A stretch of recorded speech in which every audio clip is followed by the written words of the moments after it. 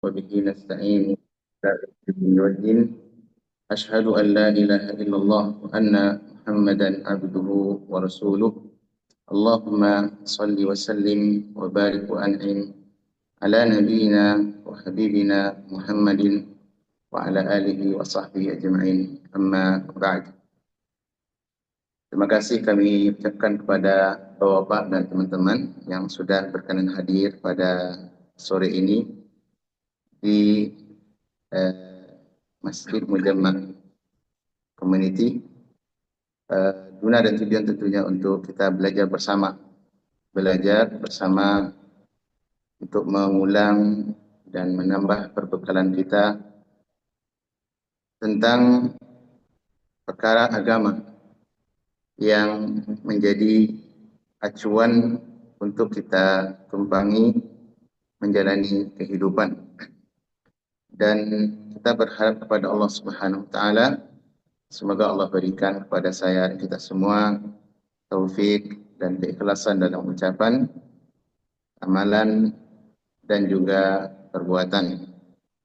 Perlu diketahui bahwasanya kegiatan belajar seperti ini walaupun sekali sepekan ya, akan tetapi ini adalah kegiatan yang alhamdulillah setelah taufik daripada Allah merupakan kerjasama dengan bimbingan Wizaratul Auqaf Qatar. Dan kegiatan seperti ini memang diperuntukkan untuk kawan-kawan kita yang berbahasa Melayu Indonesia dan juga Malaysia untuk jaliah. Baik. Malam ini kita akan mengangkat satu tajuk yaitu dermaga Ramadan.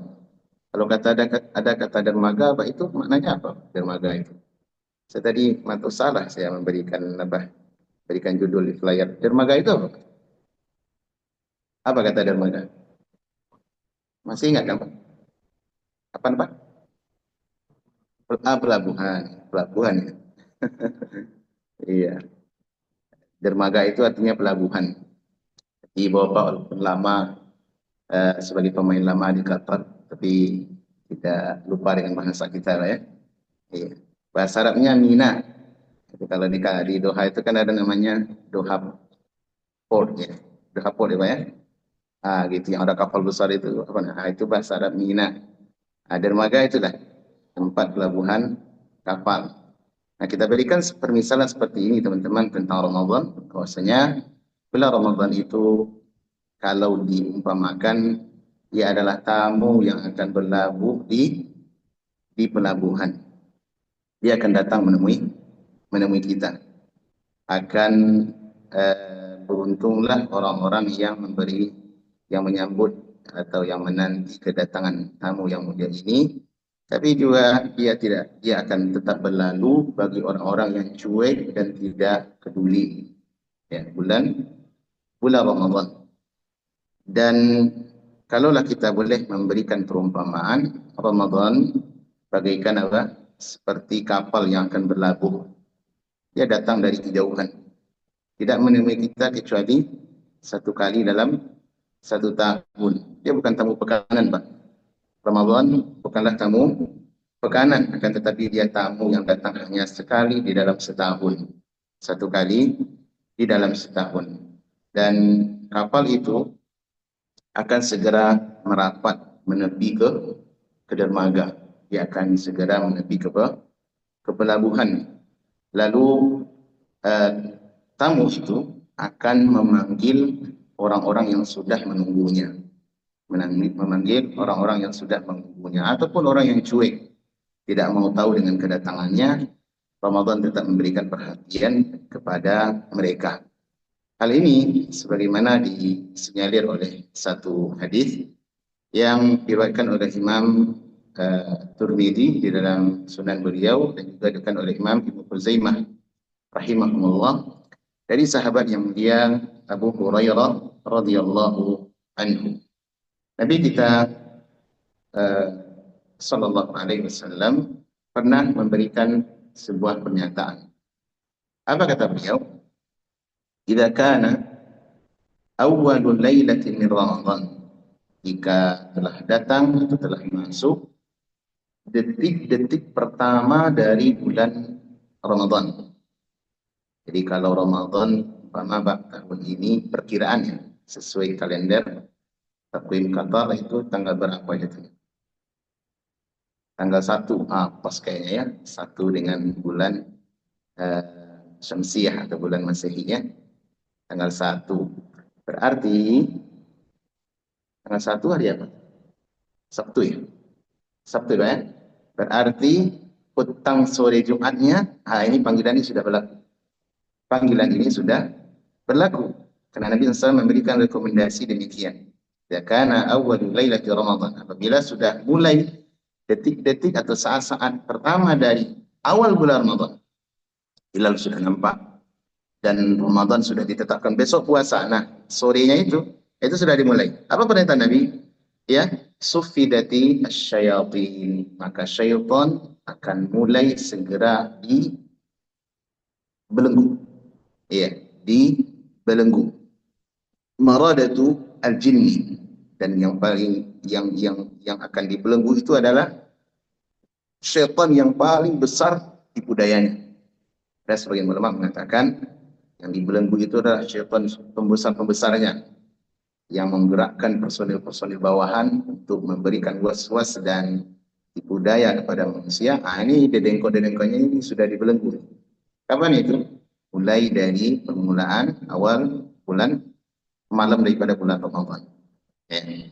Kemudian berikutnya wa ghulliqati abwabun nar, dan pintu-pintu neraka akan segera ditutup, ya, akan segera ditutup. Falam yuftah minha babun, dan tidak satu pun dari pintu-pintu neraka itu dibuka. Jadi artinya bulan Ramadan adalah bulan yang pintu neraka ditutup. Kalau sebelumnya bisa terbuka. Dan Nabi SAW di sini menyebutkan kata pintu dengan bentuk jamak. Ya, kalimat plural. Abwabu an-nar, pintu-pintu neraka jahanam. Datang dalam ayat Allah berfirman bahwasanya neraka itu memiliki apa? Memiliki pintu-pintu, ya. Memiliki pintu-pintu, dan setiap pintu sudah ada jatah orang yang akan dimasukkan ke dalamnya. Ya, akan dimasukkan ke dalamnya. Kemudian futihat, kemudian wa futihat abwabu al-jannah. Kalau pintu neraka tadi ditutup, kemudian pintu neraka, pintu surga akan dibuka oleh Allah Subhanahu wa taala. Falam yughlaq minha babun, dan semua pintu itu tidak ada yang tertutup. Tidak ada yang tertutup. Buka atau tertutupnya dua pintu, dua tempat pintu ini, maksudnya surga atau neraka, sebagian para ulama memahami bahwasanya memang terbuka dan tertutup secara hakikat. Ini memang pintunya itu yang dibuka, pintu surga dibuka dan pintu neraka ditutup. Memang dibuka secara hakikat. Itu sebagian penafsiran para ulama kita.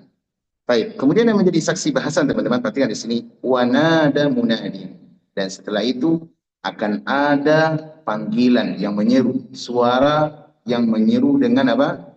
Dengan seruan yang lantang. Apa katanya? Ya baghiyal khairi aqbil. Wahai para pencinta kebaikan. Wahai orang-orang yang merindukan kebenaran. Wahai orang-orang yang begitu bahagia dengan datangnya bulan-bulan kebaikan. Apa katanya? Aqbil, segera mendekat.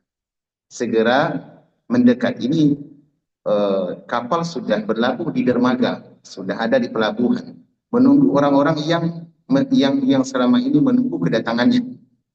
Dia sudah booking tiket, sudah persiapkan dari jauh hari, sudah menanti, sudah ada perbekalan untuk datangnya kapal. Setelah kapal datang di dermaga, maka panggilan itu segera diserukan, ya. Hendaklah kalian segera mendekat.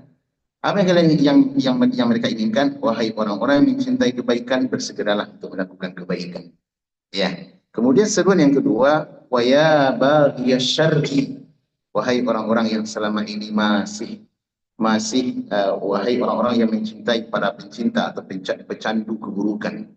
Orang-orang yang masih di tengah kelalaian. Apa katanya? Aksir, hendaklah kalian berhenti. Kenapa? Karena ini tamu mulia sudah datang. Peluang emas untuk kita berbuat banyak kebaikan, meraih untung dengan amalan yang kecil.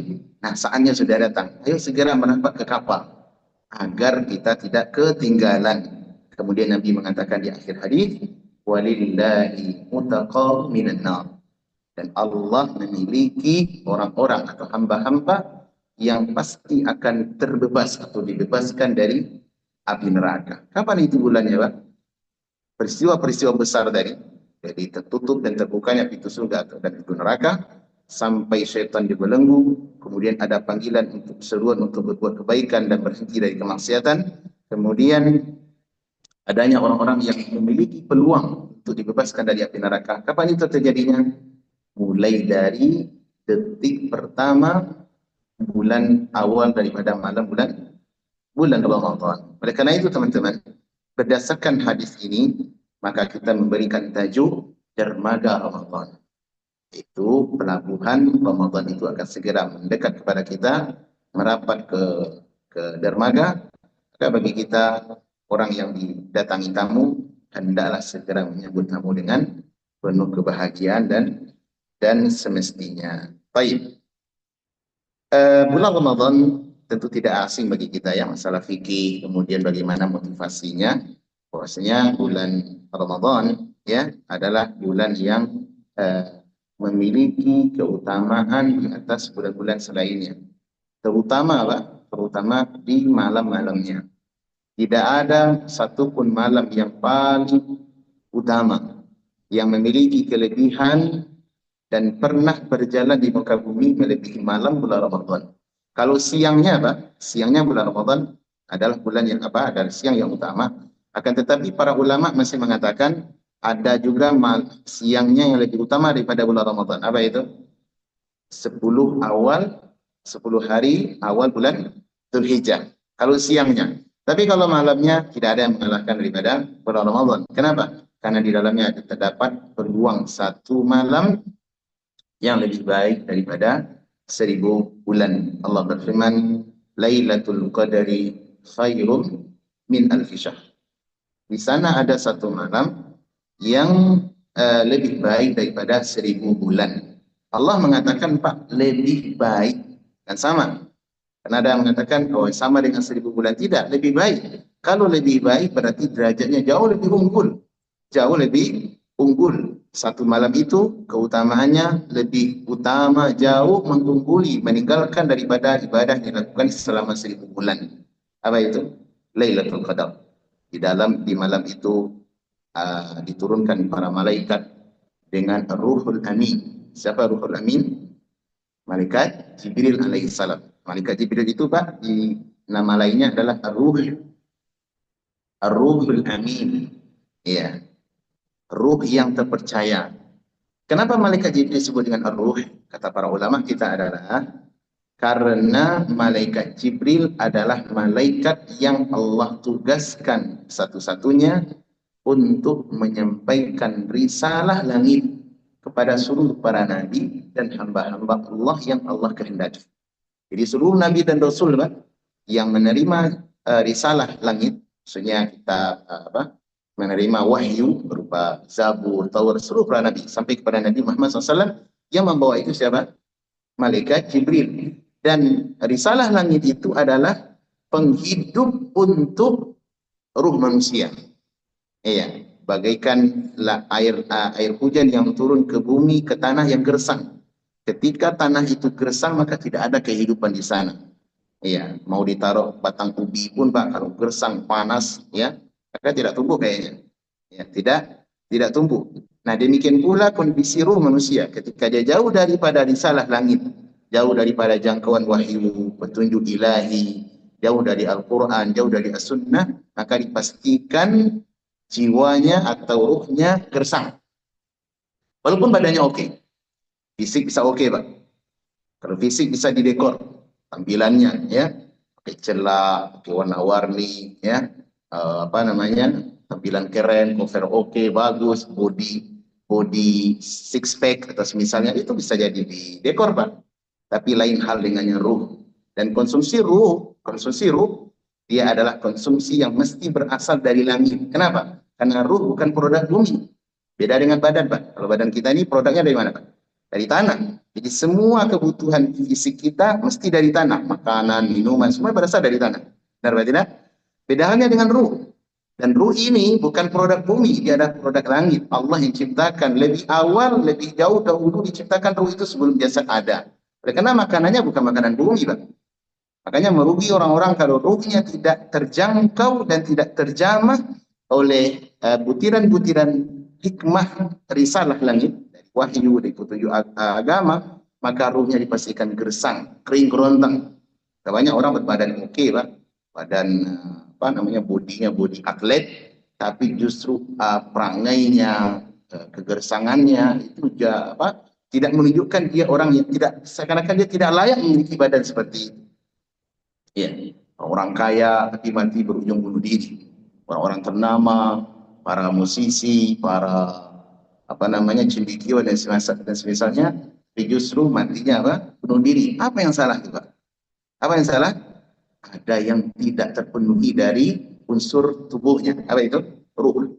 Oleh karenanya, kita sebagai muslim mesti selalu berusaha semaksimal mungkin untuk merapat kepada apa?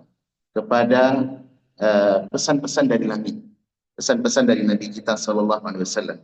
Ya, penjelasan para ulama agar apa? Ruh kita tidak dibiarkan kurus dan kering. Kalau dia kering, Bang, maka dia lebih ganas daripada keganasan fisik. Ya, daripada keganasan fisik. Oleh sebab itu, malaikat Jibril disebutkan dengan ruh. Ya, disebutkan dengan apa, Pak? Dengan ruh. Ini yang menghidupkan ruh-ruh manusia. Dengan apa? Dengan petunjuk risalah kenabian.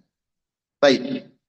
Kemudian bulan Ramadan juga disebut dengan bulan yang mulia. Kenapa? Karena di malam itu dimulai turunnya Al-Quran Al-Karim. Ya, mulai turunnya Al-Quran Al-Karim. Malam Ramadan adalah malam yang mulia karena sebab Al-Quran. Allah berfirman, "Syahrul Ramadan alladzi unzila fihi Al-Quran. Hudan lin-nasi wa bayyinatin minal huda wal furqan." Bulan Ramadan adalah bulan yang Allah Subhanahu wa taala mulai menurunkan Al-Qur'an. Ya, kapan itu? Lailatul Qadar. Ya, Al-Qur'an yang Allah turunkan itu sebagai apa? Sebagai petunjuk, membawa penjelas yang terang, berbeda antara yang mana jalan yang salah, mana jalan yang benar, mana jalan yang ke Solo dan mana jalan yang ke Surakarta. Itu dibedakan, Pak, dengan apa? Dengan Al-Quran Karim. Ya, kalau itu sesuai pendekatan ya. Tetapi Al-Quran membedakan, disebut Al-Furqan. Mana jalan yang benar, mana jalan yang salah, itu dibawa, dijelaskan oleh Al-Quran. Adapun akal manusia memiliki relativitas. Sifatnya apa? Kadang benar, kadang salah. Akal tidak cukup untuk mengenal kebenaran. Walaupun dia secerdas apapun orang. Orang memiliki IQ tertinggi di muka bumi ini berapa, Pak?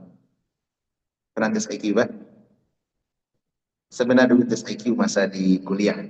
Tapi IQ saya tidak termasuk tinggi lah. Iya, tidak termasuk tinggi. Ada orang yang IQ-nya super tinggi. Tapi IQ yang tinggi seperti itu tidak cukup untuk menetapkan mana yang benar, mana yang salah. Kenapa? Karena IQ manusia terbatas. Akal manusia memiliki batasan. Dia tidak akan bisa berfungsi mengenal kebenaran kecuali dengan teropong risalah yang datang dari langit. Ya, oleh karenanya akal manusia sehebat apapun tanpa bimbingan wahyu, maka dia bagaikan apa? Dia bagaikan sisi tempat yang gelap. Ya, yang meraba-raba mencari kebenaran. Coba lihat, Pak. Seperti para pemikir Yunani dahulu, dikenal dengan kaum filosof. Itu kan orang-orang tenar, Pak. Namanya cukup tenar di muka bumi. Benar atau tidak? Siapa yang tidak kenal dengan Aristoteles? Siapa kawan-kawannya, Pak? Konco-konconya siapa? Di deretan dia siapa? Aristo, kemudian tidak pernah baca filsafat, Pak. Iya.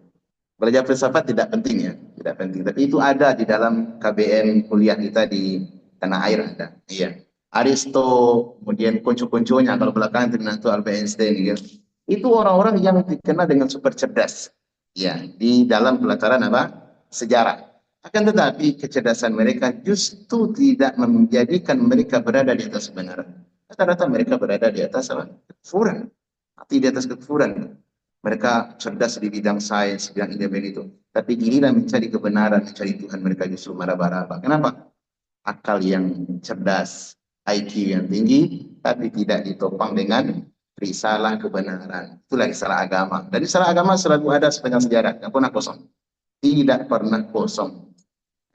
Makanya para ulama memberikan perumpamaan antara akal ini lah, bagaimana kebutuhan akal dengan wahyu, dengan petunjuk agama, itu bagaikan mata dengan cahaya. Kita punya mata, Pak, sebagus apapun retina mata kita sehat, oke. Tapi gak ada cahaya, bisa ada ya? Saja, tak bisa. Mereka nih ruangan kosong ini ditutup dengan apa? Dengan kaca film yang pekat itu 100% semuanya. Mati gelap. Kira-kira Pak Agim mata beliau kan sehat tuh. Itu kan termasuk yang pakai reben di antara kita. Yang pakai reben, tidak pakai kacamata di antara kita ya. Kira-kira bisa tidak ada Pak Agim? Kenapa nggak bisa Pak Agim? Bisa, nggak ada cahaya. Demikianlah kebutuhan akal terhadap terhadap terhadap wahyu. Makanya sebenarnya rugi orang-orang atau binasa orang-orang yang hanya mengagungkan akal. Kenapa? Karena kebenaran itu tidak bisa ditetapkan dengan akal, akan tetapi bisa dikenal dengan wahyu. Baik. Inilah bulan Ramadan sebagai mukaddimah tentang bahwasanya dia adalah bulan-bulan yang mulia. Sebagai tamu yang terhormat yang sedang akan mendatangi kita sebentar lagi, ya, hanya hitungan hari, insya Allah Ramadan akan pasti mendatangi kita. Tetapi yang tidak pasti itu adalah kitanya. Nah, ini tidak ada kepastian. Yang ada adalah harapan. Ya, kalau tonggak harapan mesti kita tanam, Pak. Tapi kepastian tidak ada. Ramadan pasti akan berlalu.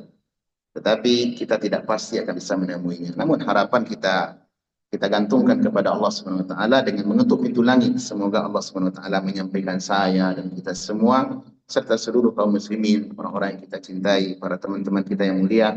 Mudah-mudahan Allah sampaikan juga ke bulan Ramadan di tahun ini. Baik. Nah, sekarang teman-teman, berkaitan dengan tamu yang akan datang, maka perlu ada beberapa hal yang mesti kita benahi, kita siapkan. Ya, mesti kita siapkan. Dan mungkin tamu itu datang, tapi kita cuek ya, gitu. Ya, kalau datang, kalau udah ketemu, enggak apa-apa. Itu bukan sebagai penanti tamu yang baik itu, Pak. Ya. Nah, kalau ada tamu datang ke rumah kita, Pak, saya mau berkunjung ke rumah Anda. Nah, gitu. Kira-kira respon kita apa, Pak? Ya, silakan datang, Pak. Gitu. Sampai di rumah terlihat rumah masih acak-acakan, nggak ada persiapan. Oh ya, silakan di rumah kayak gini. Padahal sudah diberitahu ya, Pak. Sudah diberitahu, ini bukan penanti tamu yang baik. Tapi penanti tamu yang baik adalah yang ikramud dhuyuf, muliakan tamu. Dengan cara apa? Berbenah. Ya, dengan adanya pembenahan. Berbenah dia untuk menanti tamu yang akan datang. Nah, sekarang apa yang perlu kita persiapkan, Pak? Ya, yang perlu kita persiapkan teman-teman untuk menghadapi Ramadan. Dan ini bekal ini untuk saya dan kita semua. Pertama, adanya perlu perbengkelan. Perlu perbengkelan. Ketika bahasa agama adanya perbaikan, adanya tazkiyah, pembersihan dan semisalnya. Kita harus berbenah. Ya, kita harus berbenah. Kalau yang datang itu umpama wazir wazir Auqaf gitu, datang ke Masjid Jami Al-Hur. Nah, gitu. Menemui teman-teman kita yang ada di perusahaan, sholatnya pada waktu sholat isya nanti. Kira-kira Pak, Bapak harus datang nih. Ya, harus datang. Apa yang Bapak persiapkan untuk menanti wazir Auqaf? Ya, wazir loh, Pak. Orang besar di negeri ini. Kira-kira apa yang Bapak persiapkan? Pasti ada persiapan kan? Minimal baju yang bijis, gitu ya. Listrika, pakai aroma pakai parfum terbaik, benar atau tidak? Tapi nanti disalamin, salamin gitu. Baju kita nggak bagus, acak-acakan, nggak pede kita bersalam. Wazir ini, nah gitu. Kalau wazir demikian, bagaimana dengan bulan Ramadan yang datangnya dari sisi Allah Subhanahu Wa Taala? Nah gitu, mesti ada persiapan. Nah, di antara persiapan itu teman-teman adanya tazkiyah. Kalau perbengkelan ini bahasa pendekatan, itu bahasa agama disebut dengan tazkiyah. Apa yang tazkiyah? Adanya pembersihan diri. Pembersihan diri. Dari apa kita bersihkan diri, Pak? Ya dari segala bentuk dosa, kelalaian. 11 bulan berjalan itu bukan waktu yang sedikit. 11 bulan berjalan sebelum bulan Ramadan. Kita dari Ramadan ke Ramadan itu kan ada 11 bulan ya, Pak. Nah, 11 bulan bukan waktu yang sebentar. Berbagai bentuk kealpaan, kesalahan, kelalaian, dan bisa jadi dosa yang kita lakukan. Dan itu pasti. Ya, wuku'un la mahala, kata para ulama. Pasti terjadi dan tidak ada keraguan padanya. Siapa di antara kita yang menjamin? Oh, Pak Ustaz, saya ini 11 bulan ini, Pak, dari Ramadan yang lalu sampai sekarang nggak pernah lakukan dosa satu pun. Ada yang berani, Pak? Nah, ini, Pak. Setiap hari kita berdosa. Dan inilah realita dunia. Iya. Nasib diri yang mesti kita sadari, Pak, ini, Pak, poin ini. Saya itu adalah makhluk yang mudah jatuh kepada kesalahan. Dan itu bukan celaan, Pak. Kita sebagai manusia jatuh kepada kesalahan itu bukan celaan, tidak. Yang tercela itu apa? Yang tercela terus-menerus di atas kesalahan. Nah, itu yang tercela. Orang-orang ciri-ciri penduduk neraka itu siapa? Mereka yang terus-menerus di atas apa? Kanu yusirruna 'alal hinsil yusirruna 'alal hinsil azim. Penduduk neraka jahanam itu cirinya apa? Mereka terus-menerus di atas dosa, candu di atas dosa dan tidak mau berhenti. Nah, itu ciri penduduk neraka. Tapi kalau terkadang jatuh pada kesalahan, terkadang kita ingat, terkadang kita menyesal, besok jatuh lagi, itu bukan sebuah celaan, tidak. Ya, apalagi kalau kesalahan itu kesalahan ringan, kesalahan sebagai kita manusia biasa. Dan ini sudah diinformasikan oleh Nabi tentang nasib diri kita. Kullu bani Adam khata', dan setiap anak Adam itu pasti dia jatuh pada kesalahan, pasti dia melakukan kesalahan. Wa khairul khatta'ina at-tawwabun, dan sebaik-baik orang yang berdosa adalah orang yang kembali bertaubat kepada Allah, menyesali kesalahannya. Ya, jadi Nabi mengabarkan dua statement di sini. Statement pertama apa? Manusia itu pasti jatuh kepada dosa. Nggak ada yang bersih dari dosa, Pak. Nggak ada yang bersih dari dosa. Dari kesalahan nggak ada. Hatta Nabi Muhammad SAW. Apakah Nabi Muhammad tidak pernah berbuat salah?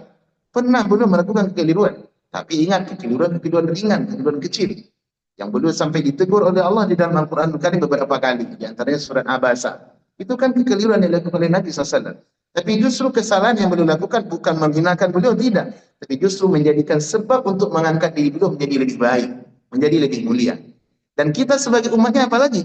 Oleh karenanya, 11 bulan berjalan dari tahun ke tahun, dari bulan ke bulan Ramadan, maka tentu banyak kesalahan kita lakukan. Perlu pembekalan, perlu pembersihan diri. Dengan cara apa, Pak? Taubat. Taubat yang terbaik adalah taubat yang berasal dari hati, bukan semata lisan. Karena kalau ada ucapan lisan, ya, tapi tidak diiringi dengan hati, maka bisa maknanya bisa memiliki kekurangan dari sisi arti.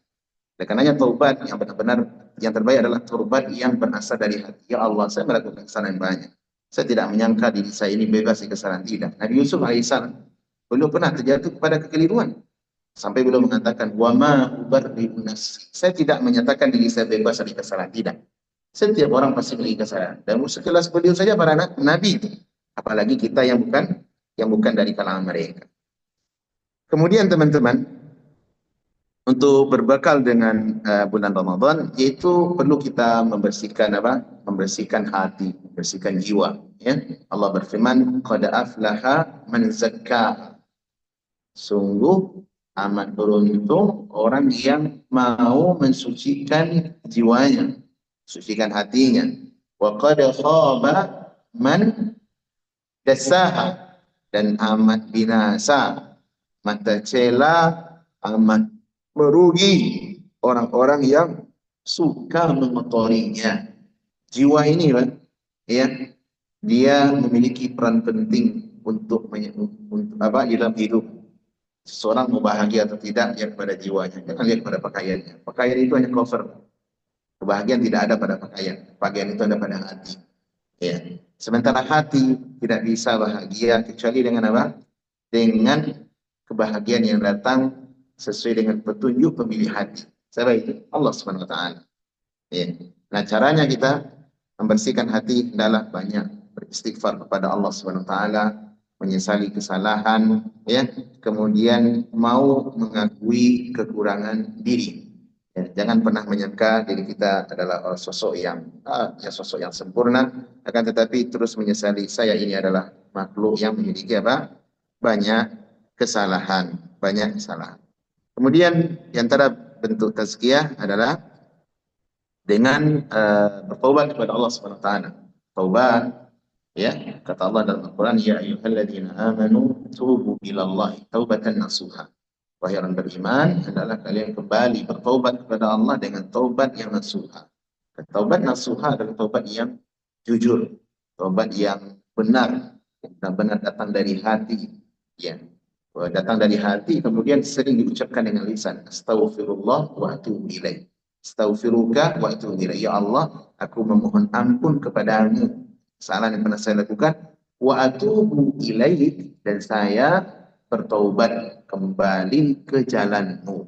Ya, Allah memanggil dalam Al-Quran demikian. Fafirru ilallah, adalah kalian segera berlari ke jalan Allah. Ya, berlari ke jalan Allah Subhanahu wa taala. Kenapa? Karena untuk kembali kepada Allah mesti segera, jangan ditunda-tunda. Untuk melakukan ketaatan, mengejar kehidupan akhirat, segera, jangan ditunda-tunda. Maka Allah mengatakan fafirru ilallah, berlari. Allah tidak katakan ayo jalan pelan ya, tidak. Tapi Allah mengatakan berlari kembali kepada Allah. Kenapa?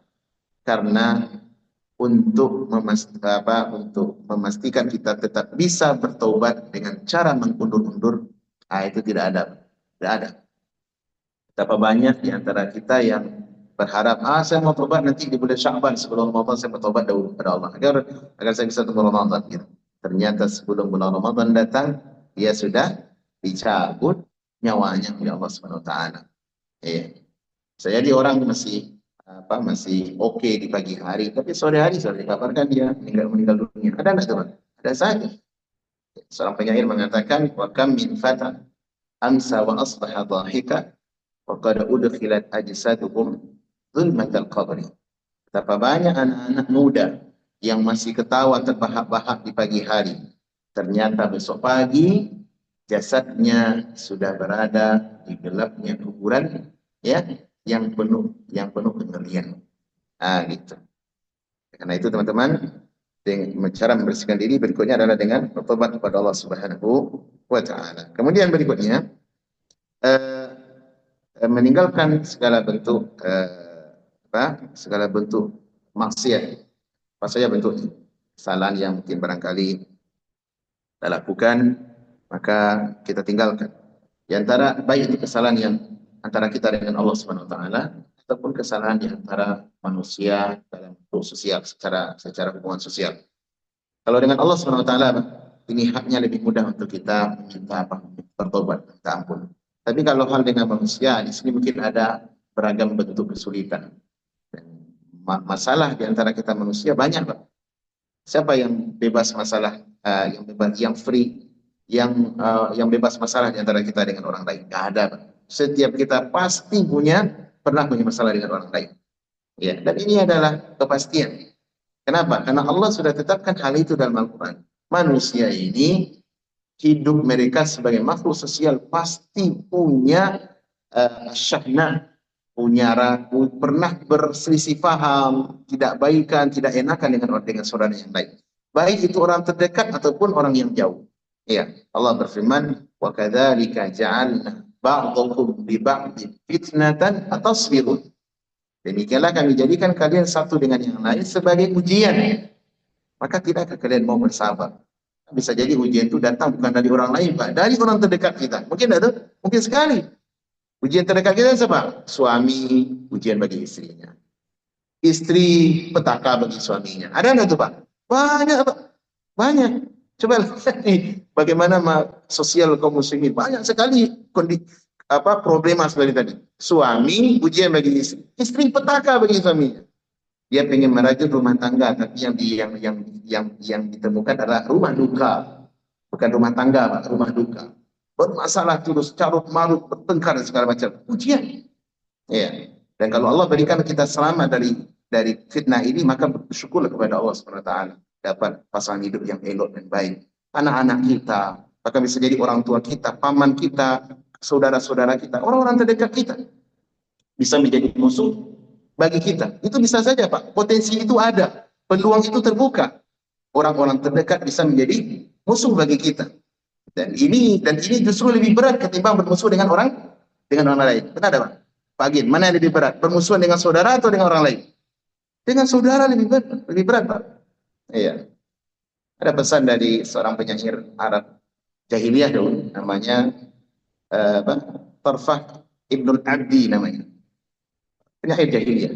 Dia di antara ucapan yang saya ingat itu bagus sekali, katanya, "Zulmu dzawil qurba asyaddu madadatan 'alal mar'i min waq'il husamil muhannadi." Kezaliman atau permusuhan yang ditancapkan oleh orang yang terdekat kita atas diri seseorang itu lebih pedih atau lebih berat daripada ucaman atau hantaman sebilah pisau yang tajam. Allah. Kenapa? Benar tak? Lebih berat musuh orang terdekat kita.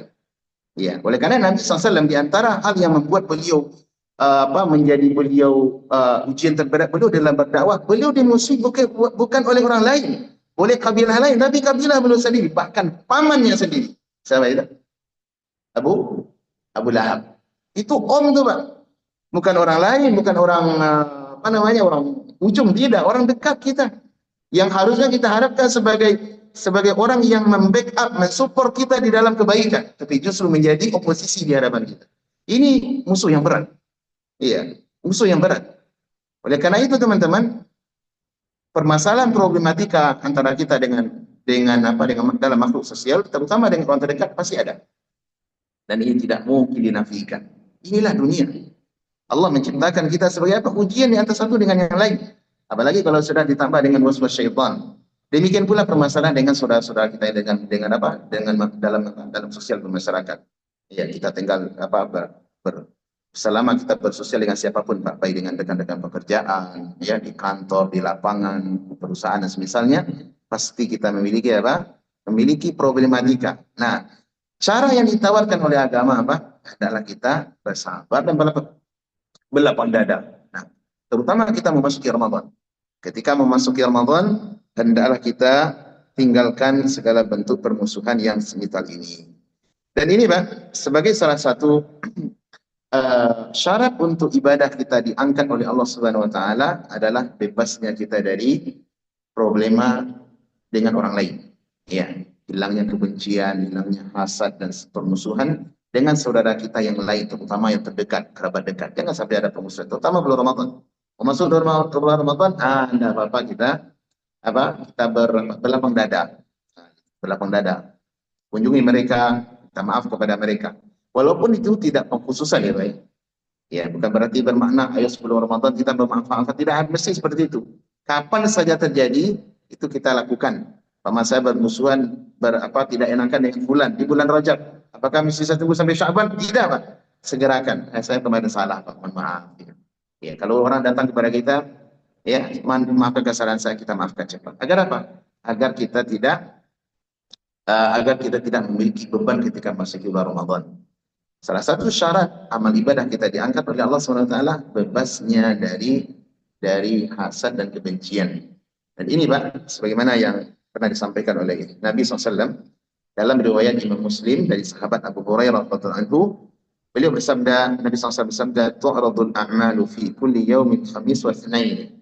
Allah mengangkat atau diangkatnya amal ibadah kepada Allah 2 kali dalam sepekan. Kapan itu? Hari Senin dan hari Kamis. Hari Senin dan hari Kamis. Fayaghfirullahu azza wa jalla fi dzalikal yaum. Allah mengampuni dosa muslim pada hari itu. Likulli imri'in la yusyriku billahi syai'an. Setiap muslim yang tidak berbuat syirik kepada Allah. Dan syirik, Pak, ini adalah sebab untuk tidak diampuni atau tidak dinaikkan amal kita kepada Allah SWT. Karena itu, perbuatan syirik yang mesti kita jauhi. Apapun bentuknya, yang besar, baik yang kecil apalagi yang besar. Ya, baik yang besar, yang kecil ataupun yang besar. Dan ini sebab amal kita tidak diangkat. Yang kedua, illam ra'an kanat bainahu wa baina akhihi syahnan kecuali orang-orang yang seseorang yang memiliki ya antara dia dengan saudaranya syahna. Apa itu syahna? Permusuhan, kebencian, dendam, kemudian juga apa? Hasad. Ini salah satu sebab untuk sebab itu sebab kedua amalan tidak diangkat kepada Allah Subhanahu wa taala. Fayuqalu, maka dikatakan kepadanya, urku hadaini hatta yusfaliha. Tinggalkan dua orang ini dulu. Biarkan mereka dulu, jangan diangkat amalnya sampai keduanya baikan. Urku hadaini hatta yusfaliha. Diulang 3 kali. Tinggalkan dia. Jangan diangkat amalnya dulu sampai mereka berbaikan. Dan ini momen sebelum Ramadan adalah waktu yang sangat tepat untuk kita perbaikan. Tak apa-apa kita mulai dulu, Pak. Tak apa-apa kita memulai terlebih dahulu. Terkadang kita mesti melangkah ke rumah saudara kita untuk apa? Untuk meminta maaf, berikan hadiah. Dan mungkin kalau umpama berat mengucapkan, tak apa-apa berikan dengan hadiah. Dan itu sudah sama selesai. Berikan hadiah, berikan senyum, ucapkan salam yang selama ini mungkin kita kurang baikan. Nah, itu kan di Qatar, Pak. Makanya kalau di Indonesia, ya sudah telepon. Saya belum bisa berkunjung, bisa ditelepon, SMS dia. Selama ini kalau masih kita blokir nomornya, sekarang buka blokirnya, Pak. Diblok juga ya. Kenapa masuk Ramadan? Ya, karena mau masuki bulan Ramadan. Baik, ini pesan pertama. Kemudian yang kedua, teman-teman. Yang kedua adalah kita siap untuk menaiki kapal. Dalam artian apa? Kita siap untuk bersemangat untuk menyambut bulan Ramadan, masuki bulan Ramadan. Karena beberapa hari lagi masuk bulan Ramadan, nah, adalah kita bersemangat dengan rasa bahagia, rasa senang. Dahulu para ulama, Pak, masuk bulan Ramadan itu mereka saling memberi tahniah sebahagian. Memberi tahniah, oh selamat bulan Ramadan, syahrul mubarak. Dan Nabi SAW juga pernah mengabarkan itu kepada para sahabat. Qad ja'akum syahrul Ramadan, syahrul mubarak. Telah datang kepada kalian bulan Ramadan, bulan yang diberkahi. Iftaradallahu alaikum siyamahu. Allah telah mewajibkan kepada kalian puasa di bulan ini. Al-Imam Ibn Rajab Al-Hambali rahmatullahi alaihi dalam kitab Lataiful Ma'arif, beliau menyebutkan hadis ini sebagai argumentasi yang digunakan oleh sebagian para ulama bolehnya kita mengucapkan tahniah atau menunjukkan kebahagiaan kepada saudara kita, ucapkan Syahrul Mubarak, ya, atau Ramadan Mubarak. Boleh, boleh, Pak. Ya, dengan dasar ini sebagaimana pernyataan dari Imam Ibnu Rajab Al-Hambali rahmatullah alaihi. Kemudian berikutnya kita hendaklah beribadah pada Allah Subhanahu wa taala dengan dengan tawakal. Ya, Ramadan mungkin berat, terutama kawan-kawan yang bekerja di perusahaan. Apalagi kalau yang shift pagi atau shift hari puasa, kita dingin-dingin atau berpanas-panas. Kalau sekarang alhamdulillah mungkin Ramadan agak dingin, Pak ya. Beda dengan Ramadan sebelumnya. Ramadan sebelumnya apa? Panas luar biasa. Sekarang mungkin masih diperkirakan dingin lah di siang harinya. Kayak puasa Ramadan di musim dingin. Nah, itu nikmat tuh, Pak. Nikmat tuh untuk kita. Nah, bagaimana kalau menemukan Ramadan yang puasa tapi berpanas-panas sudah panas, itu berat. Nah, oleh karena itu beratnya ibadah sama sedikit yang akan kita lakukan tidak boleh alpa dari apa? Minta pertolongan dan tawakal kepada Allah Subhanahu wa taala. Ya, karena tidak mampu, Pak, kita beribadah kecuali dengan pertolongan dan taufik daripada Allah Subhanahu wa taala, ya. Semangat dalam melakukan ibadah sesuai kemampuan. Tidak harus besar-besar, Pak. Tidak harus besar-besar. Jangan dia bikin apa, oh saya Ramadan sekarang ini harus khatam Al-Quran 2 kali dalam 2 hari. Nah, gitu. Sekali-sekali khatam kali. Jangan. Lakukan ibadah ya sesuai dengan kemampuan kita. Cocokkan dengan waktu kita, pekerjaan kita. Jangan dipaksakan. Kalau semangat para ulama dahulu memang benar, luar biasa. Sebenarnya kita bahas di kitab Tafsiran fi Adab Hamalatul Quran hari Rabu sama Imam Nawawi rahimahullah. Banyak kisah-kisah para ulama dulu yang mengkhatamkan Quran 2 kali dalam sehari di bulan Ramadan. Jadi siang hari sorenya udah khatam Quran, besok pagi menjelang sahur udah khatam Quran, di 2 kali. Dan itu riwayat banyak disebutkan oleh Imam Nawawi dari Imam Syafi'i, Utsman bin Affan, ya, para sahabat, para ulama-ulama salaf dahulu. Tapi ingat, itu standar yang maksimal dan standar ideal. Yang mesti kita jadikan motivasi dan acuan.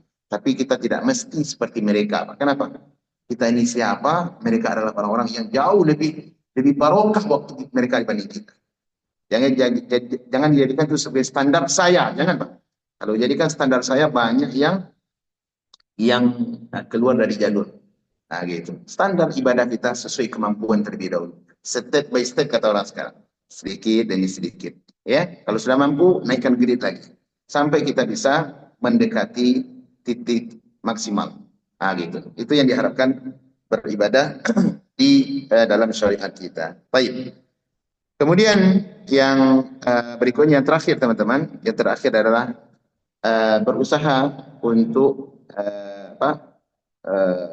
menjadikan ibadah kita, memperbanyak ibadah di bulan Ramadan, ya, dengan dengan target akhir adalah kita bisa keluar bulan Ramadan meraih predikat yang mulia. Ya. Kalau Allah Subhanahu Wa Taala mengatakan dalam Al-Quran, tujuan puasa itu apa Pak?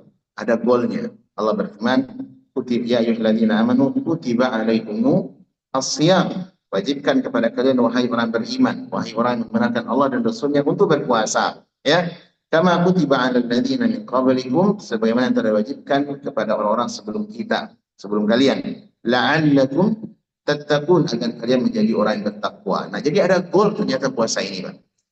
Apa goalnya? Ketakwaan, menambah ketakwaan, kecintaan kepada Allah, kerinduan kepada hari akhirat, ya, rindu untuk berteman dengan orang-orang yang baik. Ini adalah goal daripada ibadah. Jadi ibadah bukan hanya berjalan begitu saja, tidak, tapi mesti membuahkan hasil, ya, mesti membuahkan hasil. Dan takwa adalah tujuan daripada daripada perjalanan. Ya, kalau kita memulai datang ke dermaga, ke pelabuhan, kemudian menaiki kapal, kemana tujuan kita? Ada tujuan, Pak. Tujuan ibadah kita di sini dengan tamunya Ramadan adalah meraih predikat ketakwaan di sisi Allah Subhanahu wa Ta'ala, ya, meraih ketakwaan di sisi Allah Subhanahu wa Ta'ala. Dan bulan Ramadan kesempatan emas bagi kita untuk memperbanyak ibadah, banyak ibadah. Apa ciri khas ibadah di bulan Ramadan? Pertama tentu puasa, puasa yang wajib. Kemudian selain di puasa yang wajib ini, ya, puasa yang wajib ini ada amalan-amalan yang sifatnya mustahab, nawafil, ya, ibadah-ibadah yang bisa kita lakukan. Di antaranya apa? Al-Quran. Ini ciri khas Al-Quran, ciri khas malam bulan Ramadan. Bulan yang Allah sebutkan idhafahnya kepada syahrul Quran. Ya, bulan diturunkan Al-Quran. Nah, seorang muslim hendaklah dia lebih banyak bermuamalah, berinteraksi dengan Al-Quran melebihi bulan sebelumnya. Walaupun tidak mesti khatam Quran sebulan Ramadan itu 10 kali, Pak, ya. Sebelum-sebelumnya saya khatam itu Ustaz, bisa alhamdulillah 3 kali. Nah, Ramadan ini mungkin mau tingkatkan boleh 4 kali. Tidak, jangan dipacu sampai 10 kali, jangan. Pelan-pelan. Mungkin dari tahun pertama sampai tahun ke-20 nanti baru kita bisa mencapai predikat 10 kali khatam Al-Quran setelah bulan Ramadan. Itu proses, Pak. Hal yang rasional. Nah, gitu. Namun maksud saya di sini adalah perbanyak interaksi dengan Al-Quran selain ibadah puasa di siang hari. Kemudian lakukan ibadah-ibadah salat sunat, banyak zikir. Dan itu, Pak, pengaruhnya sangat besar. Pengaruhnya sangat besar. Ibadahnya dilipat gandakan nilainya di sisi Allah Rabbul Alamin. Bahkan ada satu riwayat yang dibawakan oleh Al-Imam Al-Albani rahimahullah di dalam Sahih Ibnu Majah. Ya, Imam Ahmad juga meriwayatkan riwayat ini dari sahabat Talhah bin Ubaidillah. Syekh Al-Albani rahimahullah menilai hadis ini adalah dengan hadis yang sahih. Ya, sebagian ulama mengatakan hasan, berarti bisa jadi hujah. Apa itu? Adanya dua orang lelaki, ya, dari bangsa Yahudi. Mereka masuk Islam. Mereka masuk Islam dan menyatakan Islam kepada Nabi SAW. Mereka dari Bani Qudha'ah, ya, dari salah satu kabilah Yahudi. Kemudian dua orang ini, Pak, salah satunya qutila ahaduhuma fi sabilillah. Mereka berperang. Satu meninggal dunia, yang satu tidak. Dua-dua muslim ini, mereka sama-sama berperang. Satu syahid, yang satu tidak. Ternyata pada suatu malam, Talhah bin Ubaidillah ini mengatakan, Ra'aitu fil manami al-jannati futihat. Suatu kali saya melihat dalam mimpi saya. Dan mimpi sahabat ini, Pak, mimpi itu tidak dijadikan hujah dalam agama. Tidak. Ya, tidak dijadikan hujah dalam agama. Tapi masih kita sampaikan ke ujung hadis. Kemudian saya melihat di dalam mimpi, tiba-tiba surga itu dibuka. Maka saya melihat salah satu dari lelaki yang meninggal tadi, maksudnya yang syahid di badan perang tadi, saya melihat dia apa? Dan salah satunya dakhala jannati qabla al-awwal. Lebih dahulu masuk surga yang kedua tadi Jadi kan dua nih, satu meninggal, satu masih tetap hidup, masih selamat gitu. Yang satu meninggal, yang satu selamat. Nah, yang selamat ini saya melihat salah satu dari keduanya ini lebih dahulu masuk surga daripada yang syahid, daripada yang mati syahid. Kemudian fata'ajabtu, saya heran. Maksudnya takjub saya, merasa heran dengan kejadian itu.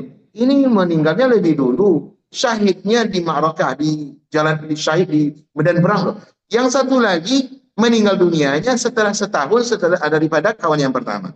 Kemudian falamma asbahtu dzakartu dzalik. Ketika itu pagi-pagi saya menceritakan mimpi saya kepada kawan-kawan. Sampailah beritanya kepada baginda Nabi sallallahu alaihi wasallam. Kemudian Nabi berkata kepada saya, apa kata beliau? Kata beliau, uh, alaysa qad sama ba'dahu Ramadan. Bukankah orang yang lebih dulu masuk surga tadi, walaupun dia telat meninggalnya, setahun lebih telat meninggalnya, dia bisa menemukan bulan Ramadan dan dia berpuasa di bulan itu. Jadi setahun dia lebih telat meninggal dunia daripada kawannya yang pertama yang mati syahid di jalan Allah SWT. Syahid besar Pak bahasa pahalanya. Tapi yang satu lagi tadi dia memiliki syahid, namun tidak, karena Allah takdirkan belum meninggal, namun dia memiliki Allah beri umur usia setahun lebih panjang. Sehingga dia belum menemukan bulan Ramadan dan berpuasa di sana. Wa shalla ba'dahu 6,000 rakaat. Dan dia bisa melakukan salat sebanyak 6.000 rakaat. Mungkin itu setahun lah Pak ya. Salat wajib, salat sunat sampai dihitung totalnya 6.000 rakaat. Banyak dia melakukan ibadah itu. Wa kadza rakaatan di salati sunnah, dan demikian juga salat sunat yang lain. Nah, kenapa, apa yang membuat kalian takjub? Kenapa? Harusnya apa? Harusnya ke perhitungan palha ini yang syahid lebih dulu masuk surga. Yang tidak syahid tadi hidup setahun kemudian baru meninggal dunia. Ini lebih awal, lebih belakangan. Tapi justru terbalik. Saya melihat dalam mimpi bahwasanya yang kedua lebih dulu masuk surga dibanding yang pertama. Kenapa, Pak? Karena peluang setahun itu digunakan dengan bagus dan maksimal. Terutama sampai di bulan Ramadan. Oleh karena itu teman-teman, ternyata peluang bulan Ramadan ya adalah peluang besar bagi kita untuk menambah derajat kita di sisi Allah Subhanahu wa taala. Dan berdasarkan hadis tadi, walaupun hadis ini adalah mimpi, tetapi mimpi yang dibenarkan oleh Nabi SAW. Mimpi gak boleh, Pak. Mimpi bukan argumentasi dalam syariat. Adapun dalam asar ini adalah mimpi yang dibenarkan oleh baginda Nabi SAW. Itu beda.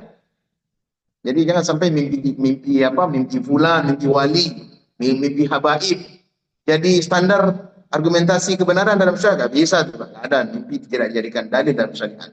Ya, ada mimpi saya melihat Habib Fulan contohnya, Mi'raj ke langit 70 kali saya semalam. Hebat sekali. Mi'raj ke langit 70 kali saya semalam. Itu benar. Saya melihat mimpi ini, Nabi memesankan saya memberikan burdah, memberikan resep zikir terbaru. Di mana ditemukan? Enggak ada dalam kitab Sunan. Enggak ada. Di mana? Mimpi Habib. Boleh enggak, Pak? Enggak boleh. Ini mimpi yang dibenarkan oleh baginda Nabi SAW. Andaikan itu salah, berarti apa? Berarti Nabi akan, kamu bohong, nggak bisa terjadikan. Tapi Nabi membenarkan. Oleh karenanya, asar ini menjadi hujah bagi kita bahwasanya ibadah di bulan Ramadan adalah poin besar untuk beribadah. Jangan sia-siakan. Selain puasa wajib, tapi perbanyaklah ibadah sunnah yang lainnya. Baca Al-Quran, sedekah, berbuat baik, silaturahim, ya. Kemudian juga berzikir. Itu jangan lupa. Jangan berat lisan kita untuk mengucapkan kalimat-kalimat zikir yang dicintai oleh Allah Subhanahu wa taala. Walaupun kalimat yang ringan. Kalimat Allahu Akbar.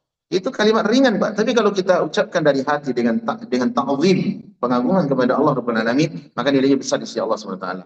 Umar bin Khattab pernah mengatakan, kalimatu Allahu Akbar ahabbu ilayya minad dunya wa ma fiha. Kalimat satu ucapan Allahu Akbar lebih saya cintai daripada dunia dan seluruh kekayaannya. Itu Umar bin Khattab, Pak. Berarti beliau adalah Pak Umar yang sosok yang abid, yang sangat mencintai zikir kepada Allah SWT. Dalam hadis terakhir dari Sahih Bukhari, hadis yang paling terakhir sekali, Abu Hurairah meriwayatkan, Nabi bersabda, kalimatani, ada dua kalimat, habibatani ila Rahman, dicintai oleh Ar-Rahman, oleh Allah SWT. Thaqilatani fil mizan, sangat berat di timbangan, ya. Kemudian habibatani ila Rahman, thaqilatani fil mizan. Kemudian dan mudah di lisan, ya. Mudah di lisan. Apa kalimat itu? Subhanallah wa bihamdi, subhanallahil azim. Nah, ini peluang bulan Ramadan. Mungkin kita lelah capek baca Quran. Ada capek mungkin, Pak, manusiawi gitu. Capek baca Quran, udah duduk bernyandar. sambil nyandar gitu kan, selonjoran. Boleh selonjoran, boleh Pak. Baca subhanallah bihamdi, subhanallahil azim. Kita baca 2, 5, 7, 5 menit duduk bisa terbaca 10 kali. Itu udah bagus Pak. Memanfaatkan suasana Ramadan ini untuk membasahi lisan kita dengan zikir kepada Allah Subhanahu wa taala. Semoga Allah Subhanahu wa taala menambahkan saya dan kita semua kekuatan, taufik, keceriaan dengan menyambut bulan Ramadan, dan mudah-mudahan Allah berkenan menyampaikan kita sampai ke ujungnya, terima amal ibadah yang bila kita lakukan, mudah untuk melakukan ibadah kebaikan di siang dan malam harinya. Semoga Allah Subhanahu wa taala mengampuni dosa-dosa kita, mencapai derajat ketakwaan, dan termasuk orang-orang yang dibebaskan dari api neraka. Demikian, Allah taala alam. Semoga bermanfaat. Kita tutup dengan walhamdulillahirabbil alamin. Wassalamualaikum warahmatullahi wabarakatuh.